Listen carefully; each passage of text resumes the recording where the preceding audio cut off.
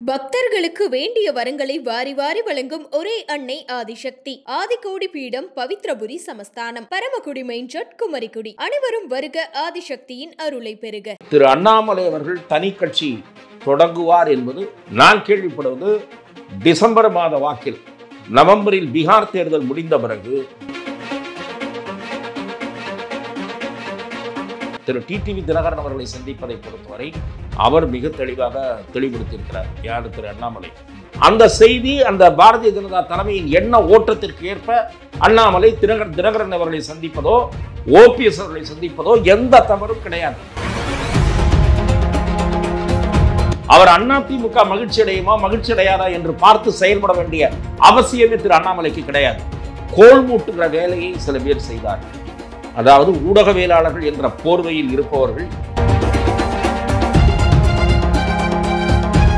இதற்கு பாரதிய ஜனதா கட்சியில் இருக்கக்கூடிய 1-2 பேர் உடந்தையாக இருந்தார்கள். அதாவது தமிழ்நாடு காங்கிரஸில் காலம் காலமாக எப்படி கோஷ்டி அரசியல், ஒருவர் காலை இன்னொருவர் வாருவது என்ற போக்கு இருக்கிறதோ அந்த போக்கு இப்போது பாரதிய ஜனதாவுக்குள் புகுந்திருக்கிறது என்று நான் இதை பார்க்கிறேன். திராவிட முன்னேற்ற கழக அரசு மீது கடுமையான அதிருப்தி மக்களிடம் இருக்கிறது. அதை அறுவடை செய்ய வேண்டும். ஆகவே ஒரு வலிமையான கூட்டணியை கட்டமைக்க வேண்டும் என்ற விருப்பம், என்ற முடிவு. ஆனால் அண்ணாமலை அவர்கள் மிக தெளிவாக இருக்கிறார். அவரிடமே இந்த கேள்வி கேட்கப்பட்டு விட்டது. சிரித்துக் கொண்டே பதிலளித்திருக்கிறார். ரஜினி சந்திச்சது அப்படிங்கிறது திடீர் ஒரு கேள்வியா வந்திருக்கு, ஒரு வளர்ந்து அப்படிங்கிறது. அவர் குருவா பார்க்குற, நட்பு ரீதியாக சந்திக்கிறேன் அப்படிங்கிறார். இவர் ஒரு சினிமாக்காரரும் இல்லை, ஒரு நட்பு ரீதியாக சந்திக்கிறதுக்கான காரணம் இல்லை. திரு ரஜினி அவர்கள் அரசியலில் ஈடுபட விரும்பிய போது அவருடைய மனதில் 2-3 பேர் இவர்களை எல்லாம் தமிழக அரசியலில் பயன்படுத்திக் கொள்ள வேண்டும் என்று அவர் விரும்பினார். அவர்களிலே குறிப்பிடத்தக்கவர் திரு அண்ணாமலை என்று சில பத்திரிகைகள் எழுதியிருக்கின்றன. சூப்பர் ஸ்டார் மரியாதைக்குரிய ரஜினி சாருடன் உரையாடுகிற வாய்ப்பை பெற்றவன் என்ற முறையிலே அவர் அரசியலில் தீவிரமாக இறங்கி ஈடுபட நினைத்த போது அவருடைய மனதில் இருந்த முதல்வர் வேட்பாளர் திரு அண்ணாமலையா என்பது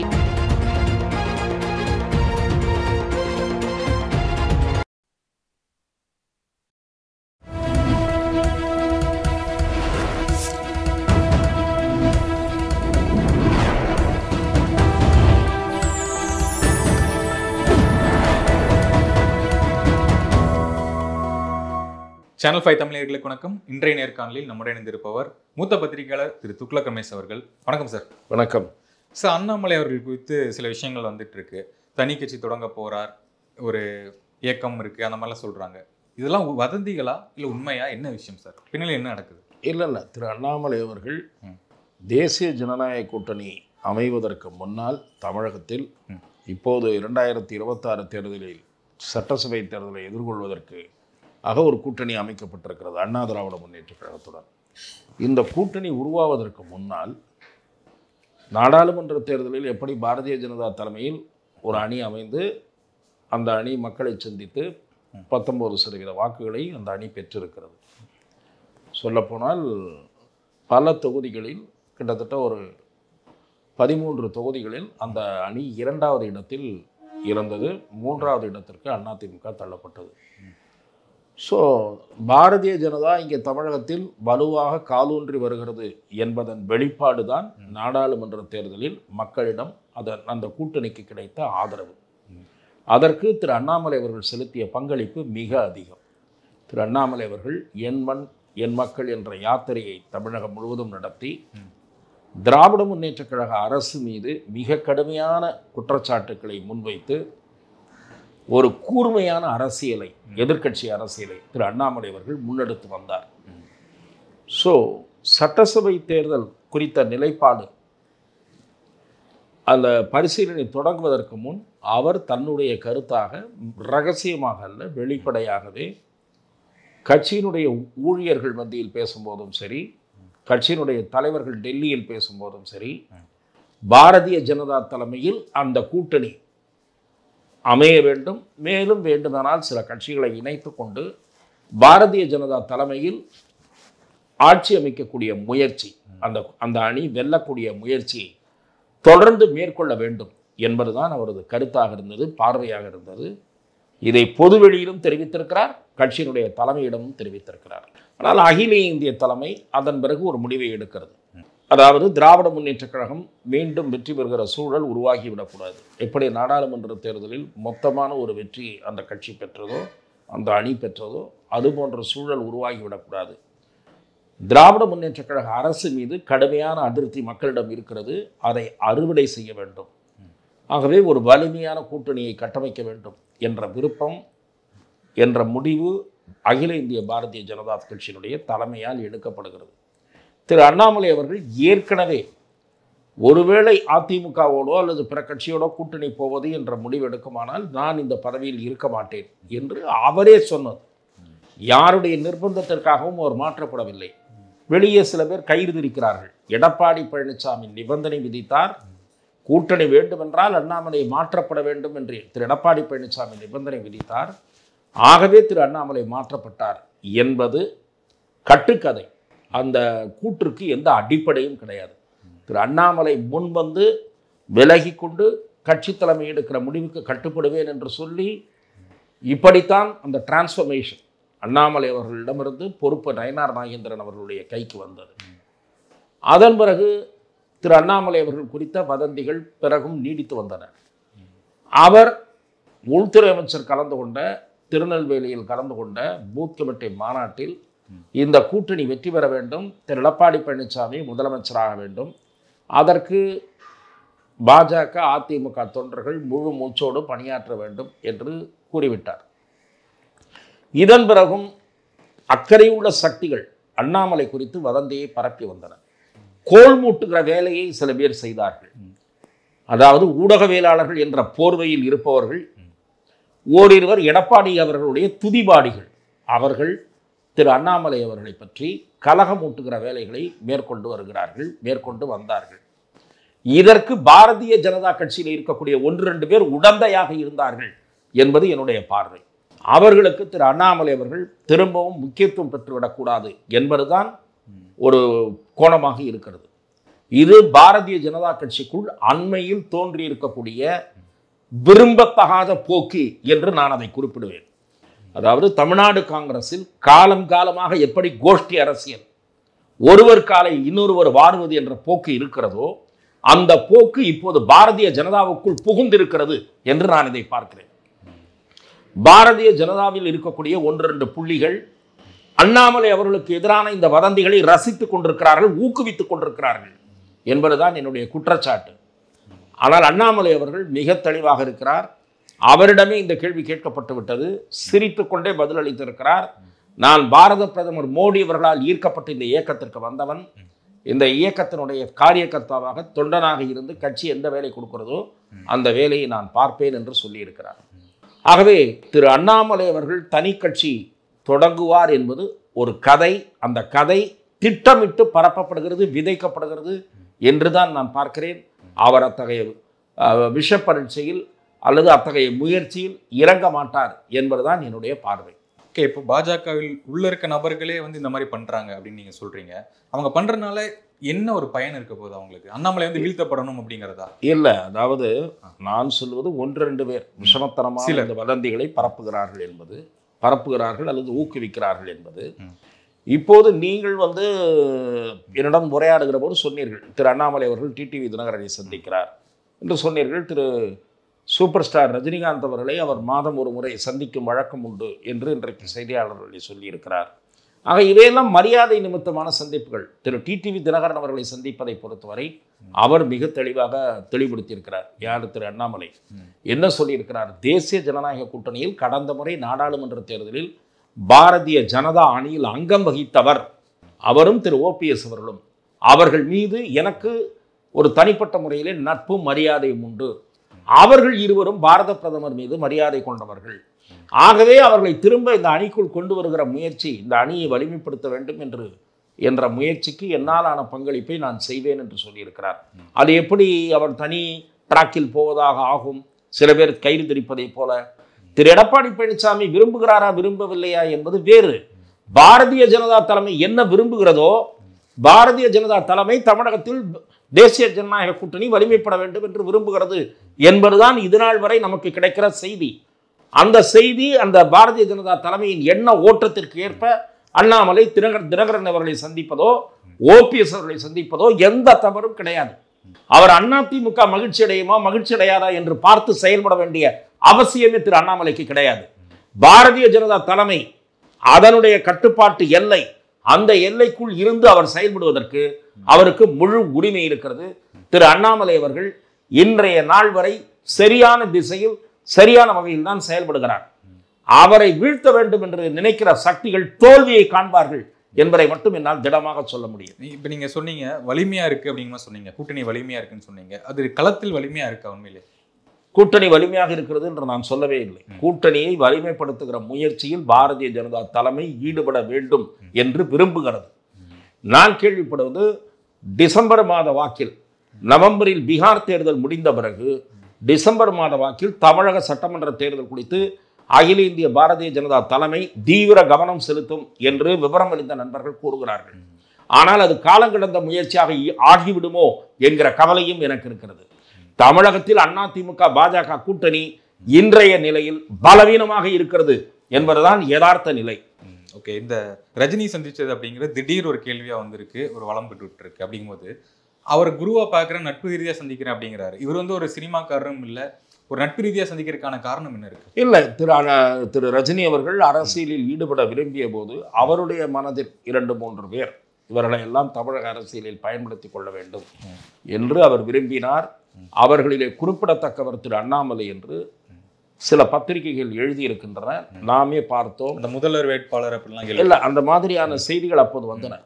என்னை பொறுத்தவரை திரு அண்ணாமலை அவர்கள் குறித்த அவரது நினைப்பு என்ன என்று எனக்கு தெரியாது. சூப்பர் ஸ்டார் மரியாதைக்குரிய ரஜினி சாருடன் உரையாடுகிற வாய்ப்பை பெற்றவன் என்ற முறையிலே அவர் அரசியலில் தீவிரமாக இறங்கி ஈடுபட நினைத்த போது முதல்வர் வேட்பாளராக வேறு ஒருவரை முன்னிறுத்துவதாகத்தான் அவர் இருந்தார். அது எனக்கு 100% என்னால் உறுதியாக சொல்ல முடியும். நான் அவரோடு அந்த பிரச்சனையில், அந்த விஷயத்தில் நான் கருத்து மாறுபாடு கொண்டேன். அந்த நேரத்தில் அவரிடத்திலேயே நான் நேரடியாக, நீங்கள் அரசியலில் இறங்கும் பட்சத்தில் நீங்கள் தான் முதலமைச்சர் வேட்பாளராக இருக்க வேண்டும், மக்கள் அப்போதுதான் அந்த அணிக்கு ஆதரவளிப்பார்கள் என்பது என்னுடைய நிலைப்பாடாக இருந்தது. அதை நான் அவரிடமே தெரிவித்தேன்.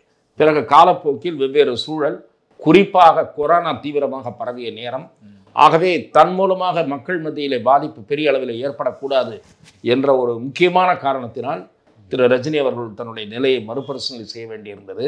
அவருடைய மனதில் இருந்த முதல்வர் வேட்பாளர் திரு அண்ணாமலையா என்பது எனக்கு தெரியாது.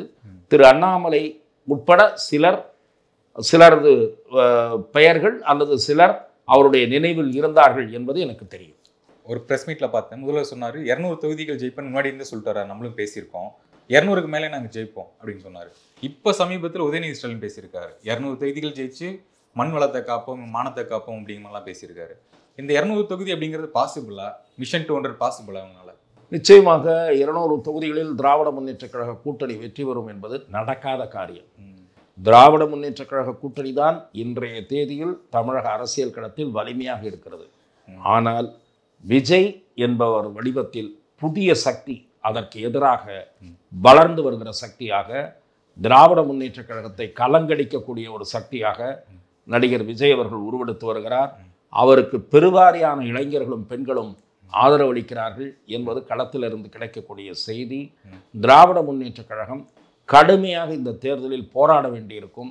அதற்காக திராவிட முன்னேற்ற கழகம் கலக்கம் ஏற்பட்டிருக்கிறது என்பதற்கு அடையாளம்தான் மகளிர் உரிமை தொகை விடுபட்டவர்களுக்கும் நாங்கள் தருகிறோம் என்று 4.5 ஆண்டுகளுக்கு பிறகு வந்திருக்கிற ஞானோதயம் என்பதே திமுகவுக்கு தேர்தல் குறித்து ஏற்பட்டிருக்கிற கவலை, கலக்கம், அதனுடைய அடையாளம்தான் இந்த 1000 ரூபாய் உரிமை தொகையை நீட்டிப்பது என்பது என்று நாம் பார்க்கிறோம். அதை தவிர பண விநியோகத்திற்கும் திமுக தயாராகி கொண்டிருக்கிறது என்று நான் கேள்விப்படுகிறேன். இந்த விஜய் கண்ட அச்சம் அப்படிங்கிறது எல்லா தரப்புன்னு சொல்றாங்க, நீங்களும் சொல்றீங்க. அதுக்கான பாசிபிலிட்டி இருக்கா? ஏன்னா அவங்க கண்டுக்கிறதே இல்லையே, ஒரு அசால்ட்டா இருக்காங்க, நாங்க தான் ஜெயிப்போம் அப்படிங்கிற மாதிரி இருக்காங்கல்ல. அல்ல, திராவிட முன்னேற்ற கழகம் கலங்கி இருக்கிறது. அதற்காகத்தான் தினம் 2 மந்திரி, 2 செய்தி தொடர்பாளர் எல்லோரும் விஜய் பற்றி, விஜய்க்கு பதில் சொல்வதிலேயே நேரத்தை செலவிட்டுக் கொண்டிருக்கிறார்கள். ஆகவே விஜய் அவர்கள் அலட்சியப்படுத்தவில்லை, அலட்சியப்படுத்தவும் முடியாது. இப்போ சிஎம்ஓ டெபுட்டி சிஎம்ஓ எந்த பதிலும் வரதில்லை. விஜய் சிஎம்ஏ சொன்னாரு, அடுத்த நாளே ஏன் சொன்னார்?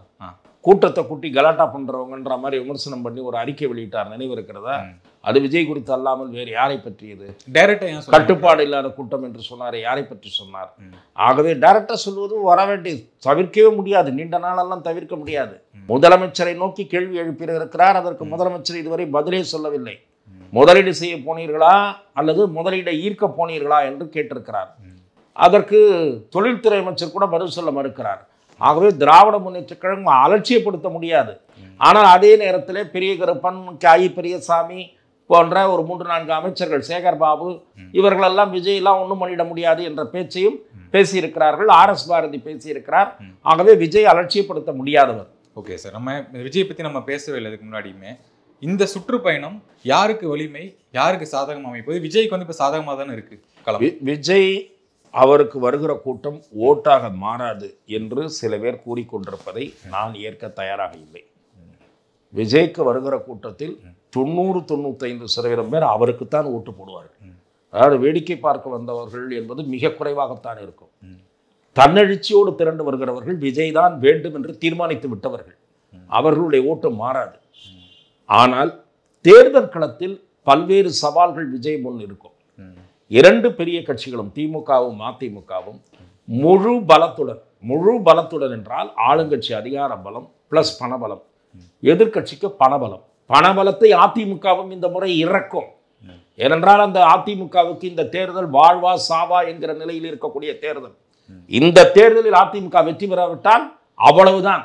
அதன் பிறகு இதன் பிறகு இன்னும் 5 ஆண்டு கழித்து ஆட்சி பிடிப்பதெல்லாம் கற்பனை.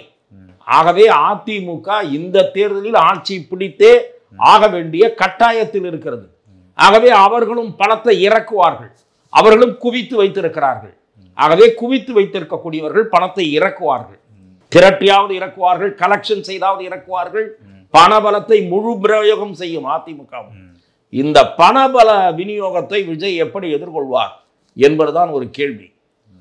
ஆகவே நீங்கள் விஜயை நிறுத்தப் போகிற வேட்பாளர்கள் களத்திலே இவர்களை சமாளிப்பது பெரிய வேலையாக இருக்கும். மக்கள் ஆதரவளிப்பார்கள், மாற்றம் விரும்புகிற மக்கள் ஆதரவளிப்பார்கள். அப்படி ஆதரவளிக்கிற மக்களுடைய கவனத்தை திருப்புவதற்கு அதிமுகவுக்கு ஒரு கூட்டணி தேவை. பணம் இருக்கலாம், பணம் மட்டுமே அதிமுகவுக்கு வெற்றி தேடி தருமானா தராது. ஒரு வலிமையான அணி தேவை. ஆகவே இத்தகைய சவால்களோடு இந்த தேர்தல் களம், இந்த கட்சிகளுக்கு இந்த பிரச்சனைகள் இருக்கின்றன. திமுகவுக்கு இருக்கக்கூடிய பிரச்சனை ஆட்சிக்கு எதிரான அதிருப்தி மனநிலை. அதற்கு வெவ்வேறு காரணங்கள், வெவ்வேறு தரப்புக்கு அளித்த வாக்குறுதிகளை நிறைவேற்றாமல் ஏமாற்றி இருக்கிறது இந்த அரசு. ஆசிரியர்கள், அரசு ஊழியர்கள், செவிலியர்கள், ஆகவே சொத்து வரி விஷயத்தில் பொதுமக்கள், இப்படி பலரையும் இந்த அரசு ஏமாற்றி இருக்கிறது. அதை சரி கட்டுவதற்கு 1000 ரூபாய் கொடுக்கலாமா, இந்த மகளிர் தொகையை கொடுத்து விட்டு ஓட்டுக்கும் கொடுக்கலாமா என்ற யோசனையில் இருக்கிறது. அதிமுகவும் அதே போல இதுதான் நமக்கு பார்த்து விட வேண்டும். ஏனென்றால் விஜய் ஒரு சக்தி. ஆகவே என்ன ஓட்டுக்கார் நம்ம எவ்வளவு கொடுக்கிறது என்ற யோசனையில் அவர்களும் இறங்குவார்கள். ஆனால் விஜய் கட்சியைச் சேர்ந்த வேட்பாளர்கள் புதிதாக ராவாக வரப்போகிறவர்கள், ஃப்ரெஷ். அவரோடு ஒரு 2 கட்சி இருந்து ஒரு அனுபவசாலிகள், ஒரு 10 அரசியல்வாதிகள் இருந்தால் விஜய் இவற்றை எதிர்ப்பதற்கான வியூகத்தை வகுக்க வேண்டும், வகுத்து விடுவார் என்று நான் எதிர்பார்க்கிறேன். இப்போ என்டிஏ கூட்டணியிலிருந்து OPS டிடிவி விலகல் அப்படிங்கிற பட்சத்தில் இங்கே அதிமுகவிலிருந்து செங்கோட்டையன் அவர்கள் விலகி சென்றிருக்காரு. சில உட்கட்சி பிரச்சனைகள் நடந்துகிட்டே இருக்கு என்டிஏ கூட்டணியில், அதிமுகவில். இதெல்லாம் எப்படி எதிர்கொள்ள போறாங்க? அவங்களுடைய வருங்கால ஃபியூச்சர் அப்படிங்கிறது என்னவா இருக்க போகுது? இல்லை, இவர்கள் என்டிஏ கூட்டணியிலிருந்து வெளியேறியதை பற்றியோ, அதிமுகவிலிருந்து திரு செங்கோட்டையன் அவர்களுடைய பொறுப்புகளை எல்லாம் பறித்ததை பற்றியோ திரு எடப்பாடி பழனிசாமி கவலைப்படாமலே இருக்கிறார். இந்த அணுகுமுறை சரியல்ல என்பது கருத்து. ஒரு கூட்டணியில் 1000 ஓட்டு 5000 ஓட்டு கூட முக்கியமான ஓட்டு தான். அதை கடந்த கால தவறுகளிலிருந்து பாடம் கற்கவில்லை என்றால் அதிமுக மீண்டும் சரிவைத்தான் சந்திக்கும். திரு செங்கோட்டையன் கொங்கு மண்டலத்தில் ஒரு முக்கியமான புள்ளி. கோபிச்செட்டிப்பாளையத்தில் அவர் வேறொரு கட்சியிலோ வேறொரு அணியிலோ நின்றால் அதிமுக தோல்வி அடைவது உறுதி. செங்கோட்டையனோடு சேர்ந்து 1000க்கும் மேற்பட்டவர்கள் ராஜினாமா கடிதங்களை அவரிடமே கொடுத்திருக்கிறார்கள். வெறுமனே ஒரு 50-100 பேரை கூட்டிக் கொண்டு வந்து திரு எடப்பாடி பழனிசாமியிடம் காட்டி செங்கோட்டையன் பின்னால் இருந்தவர்களெல்லாம் வந்து விட்டார்கள் என்பது பம்மாத்து வேலை, ஊரை ஏமாற்றுகிற வேலை. கிளை செயலாளர்கள் ஏராளமானோர், எங்களுடைய மாவட்ட நிருபர் அங்கே இருந்து எங்களுக்கு அனுப்பிய செய்தி, ஈரோடு மாவட்ட நிருபர் அனுப்பிய செய்தி, நூற்றுக்கணக்கான கிளை செயலாளர்கள் செங்கோட்டையின் பின்னால் உறுதியாக இருக்கிறார்கள். அவரோடு அவர் பக்கம் ஒரு கணிசமான தொண்டர்களும் இருக்கிறார்கள் என்று சொல்லுகிறார். அவர்கள் சில ஆயிரமாக கூட இருக்கலாம். அந்த சில ஆயிரம் ஓட்டு போனாலும் அதிமுகவுக்கு நஷ்டம்தான். ஆகவே எல்லோரையும் நீக்குவது யான்தான் ஏக சக்கரவர்த்தி என்ற மனநிலை அதிமுகவை வீழ்ச்சிக்குத்தான் கொண்டு செல்லும். அதுதான் ஓபிஎஸ் டிடிவி விவகாரத்திலும். ஓபிஎஸ் சுயேட்சை சின்னத்தில் நின்று, பலாப்பழ சின்னத்தில் நின்று, இரட்டை இலை சின்னத்தை ராமநாதபுரத்தில் டெபாசிட் இழக்க வைத்தார். திரு டிடிவி தினகரன் தேனி தொகுதியில் டெபாசிட் இழக்க வைத்தார் அதிமுகவின் இரட்டை இலையை. ஆகவே என்னை பொறுத்தவரை இவர்களை கட்சிக்குள் சேர்ப்பதில்லை என்பதில் திரு எடப்பாடி பழனிசாமி தீர்மானமாக இருக்கிறார். எனக்கு அது என்ன நடக்கும் என்று தெரியாது. பாரதிய ஜனதா என்ன செய்ய போகிறது, இவர்களை கூட்டணியில் தக்க வைத்துக் கொள்ளக்கூடிய முயற்சிகளை எடுக்கும் என்று சில நண்பர்கள் சொல்லுகிறார்கள். அதே நேரத்தில் திரு டிடிவி தினகரன், திரு ஓபிஎஸ் அந்த தரப்பை சேர்ந்த நிர்வாகிகளிடம் நான் தனிப்பட்ட முறையில் பேசிய வரை அவர்கள் திரு எடப்பாடி பழனிசாமியிடம் சேருவதை விட விஜய் பக்கம் போவது நல்லது என்ற சிந்தனையில் இருப்பதாக நான் அறிந்து கொள்கிறேன்.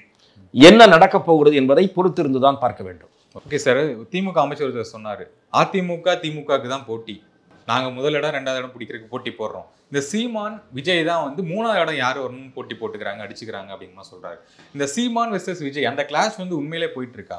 ஏன்னா இவருமே வந்து விஜய் தான் அட்டாக் பண்ணிட்டே திரு சீமான் அவர்கள் சமீப காலமாக விஜய் அவர்களை அதிகமாக விமர்சிக்கிறார். திமுகவை விமர்சிப்பதற்கு சமமாக விஜயை விமர்சிக்கிறார். அது ஏன் என்று புரியவில்லை. திமுக விமர்சனம் குறைந்து விட்டது, விஜய் மீதான விமர்சனம் அதிகரிக்கிறது. அது சில சந்தேகங்களை எழுப்புகிறது அரசியல் பார்வையாளர்கள் மத்தியில்.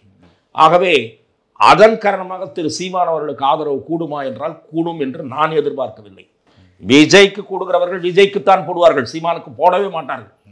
சீமானுடைய வாக்கு வங்கியில் எவ்வளவு குறையும் என்று சில பத்திரிகையாளர்கள் யூகிக்கிறார்கள். அதை நாம் பொறுத்திருந்துதான் பார்க்க வேண்டும்.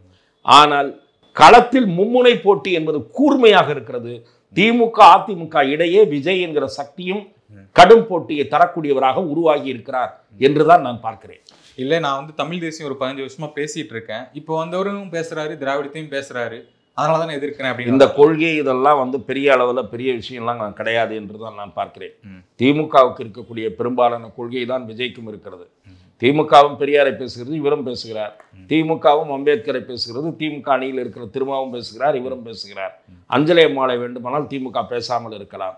அவர்கள் அதற்கு முன் வேற மூதாட்டி ராமாமிர்த அம்மையார் என்றெல்லாம் பேசிக் கொண்டிருந்தார்கள். இதெல்லாம் கிடையாது. இதெல்லாம் கொள்கையெல்லாம் சந்தர்ப்பவாதம். சும்மா தேர்தல் அரசியல் என்பது வேறு. தேர்தலில் கூட்டணி பலம், ஓட்டு பலம், நோட்டு பலம், இதெல்லாம் தான் முக்கியமான அம்சங்கள். இந்த கொள்கையை முன்னிறுத்தி ஆதரவு தேடுறதெல்லாம் இல்லை.